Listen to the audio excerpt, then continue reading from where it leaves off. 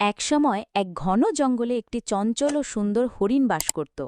হরিণটি ছিল খুব দ্রুত দৌড়াতে পারে এবং তার চকচকে চোখ ও সোনালি রঙের গায়ের জন্য সবাই তাকে চিনত। প্রতিদিন ভোরে সে জঙ্গলের সবুজ ঘাস খেত, নদীর স্বচ্ছ জল পান করত এবং মুক্ত বাতাসে দৌড়ে বেড়াত। কিন্তু জঙ্গলের আশেপাশে এক শিকারী বাস করত, যার একমাত্র কাজ ছিল প্রাণী শিকার করা। শিকারী অনেকবার চেষ্টা করেও হরিণটিকে ধরতে পারেনি।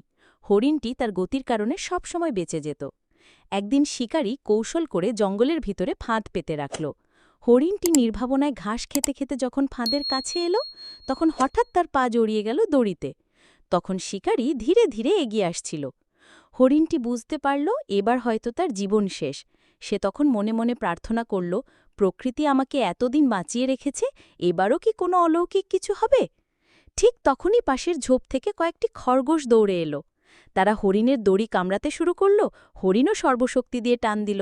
অবশেষে দড়ি ছিঁড়ে গেল এবং হরিণটি মুক্ত হল। শিকারী হঠাৎ এই দৃশ্য দেখে হতবাক হয়ে গেল। হরিণ বিদ্যুতের মতো দ্রুত দৌড়ে দূরে চলে গেল। শিকারী আর কিচ্ছু করতে পারল না। সে বুঝতে পারল প্রকৃতি ও একতার শক্তির সামনে তার কৌশল ব্যর্থ। সেদিনের পর থেকে শিকারী আর জঙ্গলে প্রাণী শিকার করার চেষ্টা করল না।